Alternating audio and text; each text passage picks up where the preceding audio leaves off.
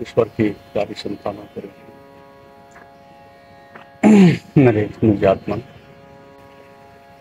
उस आंतरिक प्रकाश की खोज करो जो सदा शांत है और सभी दुखों से परे। उस महान योग का, उस आध्यात्मिक जीवन का, उस आंतरिक प्रकाश का जो आपके जीवन का एक सबसे बड़ा ऊर्जा का, शक्ति का स्रोत है, उसकी खोज के लिए मनुष्य हम पैदा होते हैं। इसलिए उस महान प्रतीक योग का अनुसरण करो, जिसके अनुगमन करने से मनुष्य बिना हानि उठाए संपूर्ण संसार उसका अनुगमन करता है तथा स्वास्थ्य, शांति और सुव्यवस्था को उपलब्ध।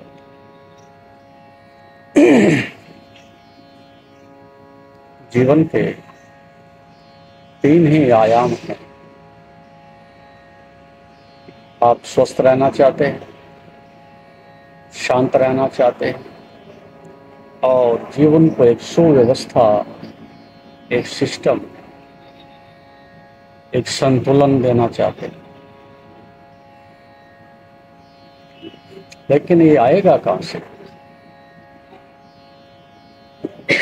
2 प्रकार की व्यवस्थाएं संसार में बनाई जाती है। एक जो परंपरा देती है, समाज देता है, आधुनिक शिक्षा देती है, राजनीति, सब मिलकर के बाहर से एक व्यवस्था देने की चेष्टा करते हैं।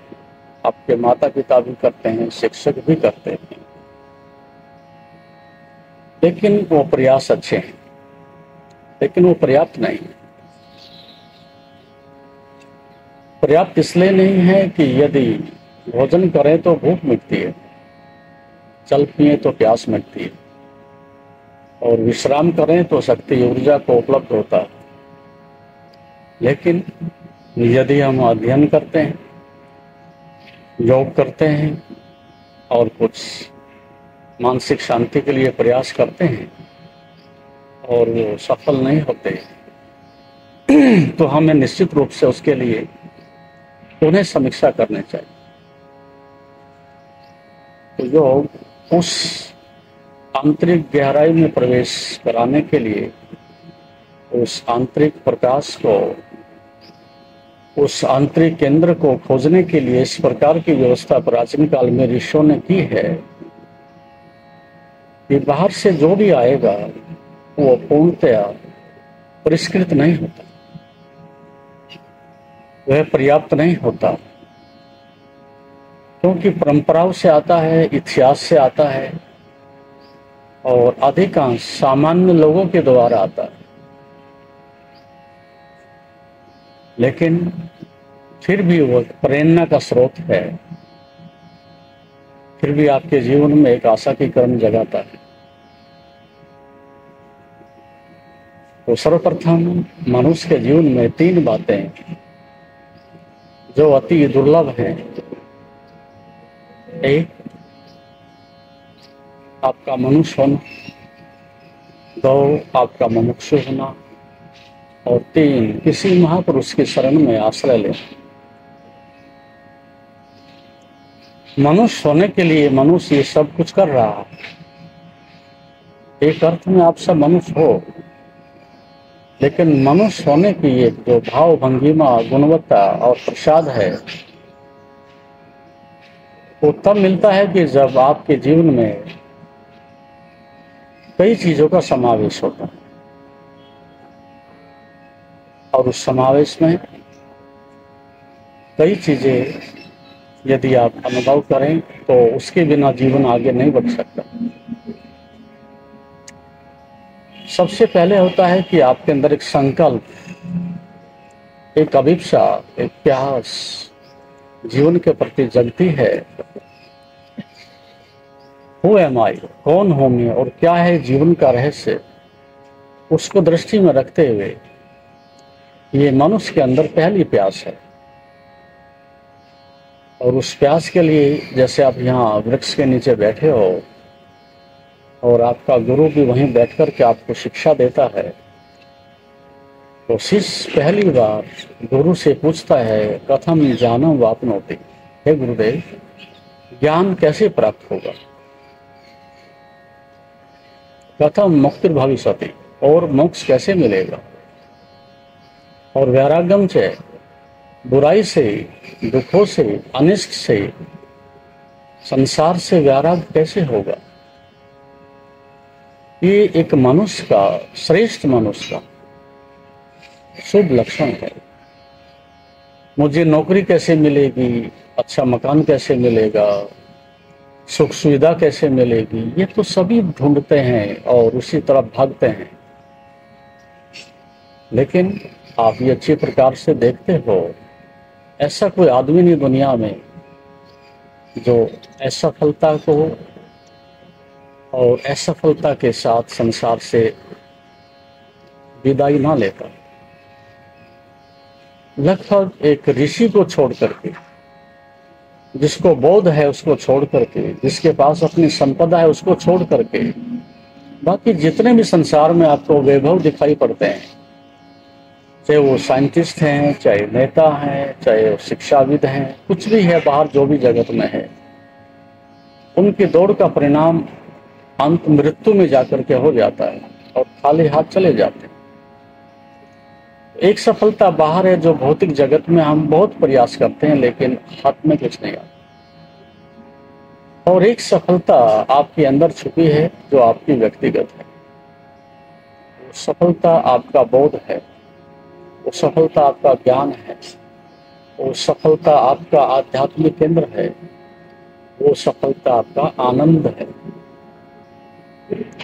इसके बिना संसार में कहीं कोई व्यक्ति सफल नहीं, क्योंकि दूसरों का अनुगमन करने से, दूसरों की वस्तु को अपनी वस्तु बनाने से, दूसरों की सीढ़ियों पर चढ़कर के सिंहासन पर अपना सिंहासन समझने से जीवन तृप्त नहीं होता। तो देर सवेर जितने भी लोग हैं संसार में ऊब जाते हैं जीवन से, और उनमें एक तनाव, चिंता, डिप्रेशन ये सब पैदा हो जाता है, क्योंकि वहां पहुंचने के लिए पहले वासना जगाई है, बहुत पुरुषार्थ किया है, परिश्रम किया है पुरुषार्थ में, और फिर जब कुछ नहीं मिलता तो उसको छोड़ने में फिर परिश्रम करते हैं। लेकिन आप सौभाग्यशाली हो, इस प्रकार के स्थान पर, आध्यात्मिक केंद्र पर आकर के, और एक योग की और स्वास्थ्य की आपके अंदर जिज्ञासा जगती है, और आपका एक आत्मिक केंद्र, आध्यात्मिक केंद्र उज्ज्वलित होता है, तो उस अवस्था में फिर आपको बाहर भटकने की, संसार का अनुगमन करने की, बहुत सारे परीक्षण करने की, और दूसरों से मिल जाएगा इस भ्रांति से में रहने की, जो मन की सबसे बड़ी एक अज्ञानता है, उससे मुक्ति पाने का आपको साधन मिलता है। और आज तो नहीं, लेकिन जब कभी आप थोड़ा सा दूर होंगे और संसार को देखेंगे तो अपने सौभाग्य को निश्चित रूप से धन्यवाद देंगे कि बहुत थोड़े समय हमें जो कुछ सीखने को, करने को मिला है, वो संसार में कदापि नहीं मिलता। इसलिए मैं बच्चों से ये कहता हूँ कि तुम वो सीखो जो जीवन में काम आए, वो दिखो जो तुम्हारे अंधकार को मिटाए, वो सुनो जो तुम में एक प्रेरणा, एक स्पिरिट, एक अंतः चेतना पैदा करे। क्योंकि समय कम है और शक्ति सीमित है और मंजिल आपकी शायद दूर है, इसलिए कम समय में ही मुझे वहाँ तक पहुँचना है। तो एक साधे सब सदे, फिर योग में ही एक ऐसा मार्ग है कि जहाँ मनुष्य अपने अंदर प्रवेश पाता है और तृप्त होता है। जैसा कि अष्टावक्र गीता में, अष्टावक्र में लिखा है, तेन ज्ञान फलम प्राप्तम योगाभास फलम च तृप्तः स्वचिंद्रियो नित्यम एकाकी रमते तोया। उन्होंने योग का और ज्ञान का, साधना का फल बताया यदि आप योग साधना करते हो तो उसमें फल भी तो आते होंगे।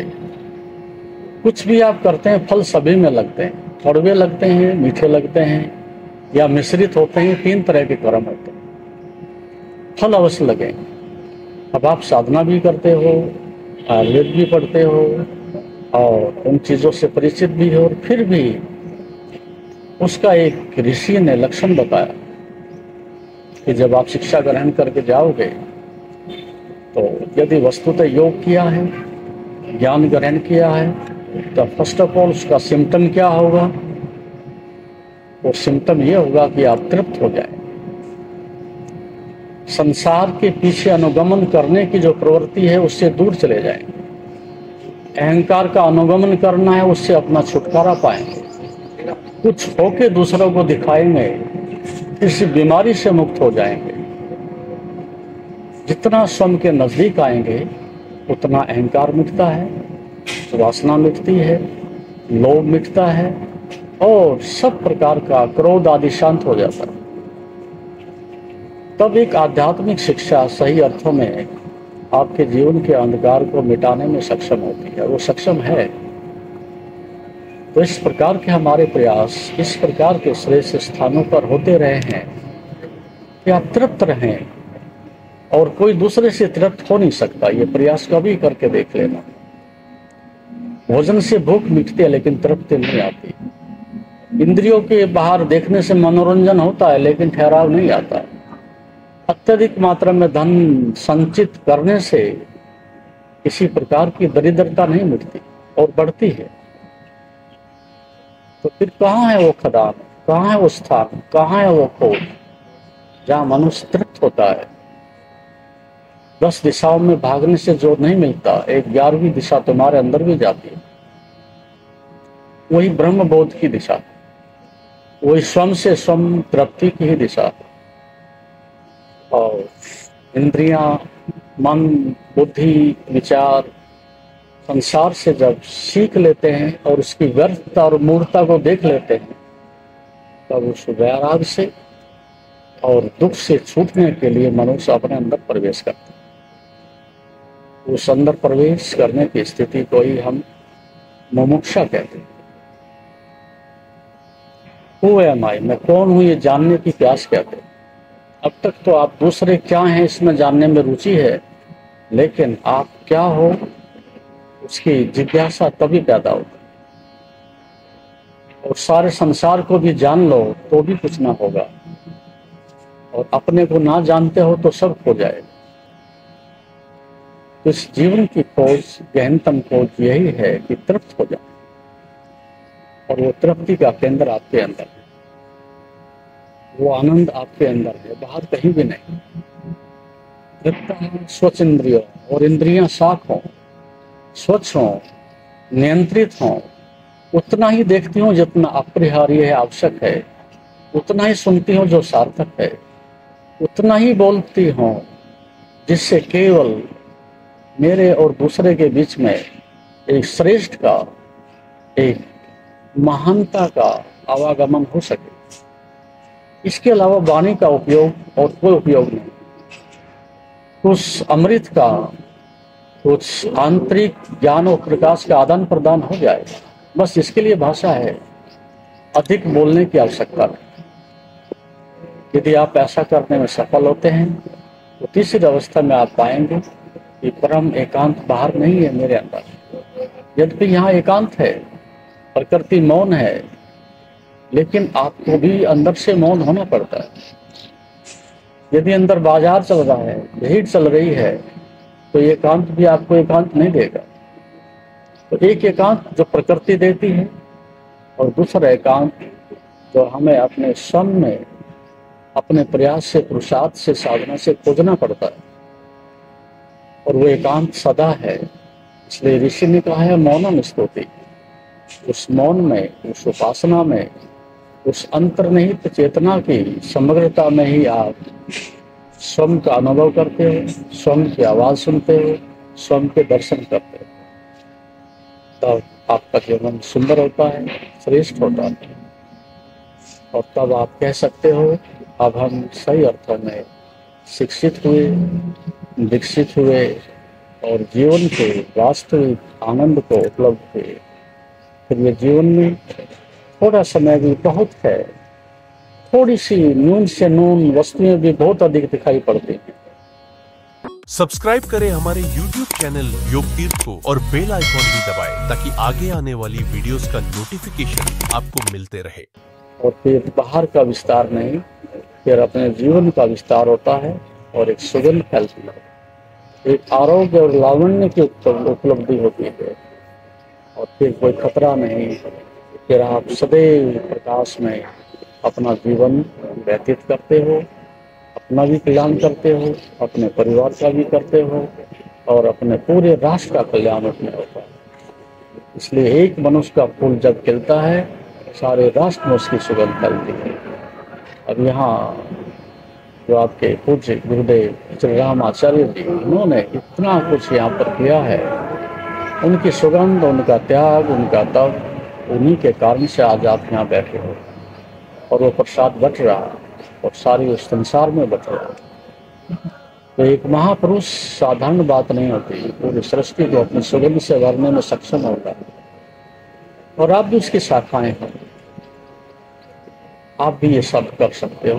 प्रभु ने सबको क्षमता दी है, और इससे पहले कि मृत्यु सब छिन्न भिन्न कर दे, उससे पहले आपको अपना ये कार्य, ये जीवन, ये खोज, ये शांति उपलब्ध कर लेनी चाहिए।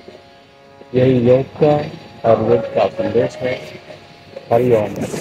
जैसा कि आप जानते हैं, शरीर को स्वस्थ और मन को शांत बनाने के लिए योग ही एकमात्र साधन है। जीवन को योगमय बनाने के लिए व योग दर्शन के मर्म को आत्मसात करने हेतु गुरुदेव के आशीर्वचनों को श्रवण करें। उनके द्वारा दिया गया मार्गदर्शन आपके जीवन में सकारात्मक बदलाव लाएगा। अगर आप पतंजलि योग दर्शन सीखना चाहते हैं और इस प्राचीन ज्ञान को अपने जीवन में शामिल करना चाहते हैं तो हमसे संपर्क करें। हमारे योग सत्र न केवल आपके शरीर को स्वस्थ बनाएंगे बल्कि आपके मन और आत्मा को भी संतुलित करेंगे। अधिक जानकारी के लिए हमें नीचे दिए गए विवरणों पर संपर्क करें। हमारे साथ इस योग यात्रा की शुरुआत करें और अपने जीवन को शांति और सकारात्मक ऊर्जा से भरें। धन्यवाद। आपका दिन शुभ हो। ओम नमस्ते।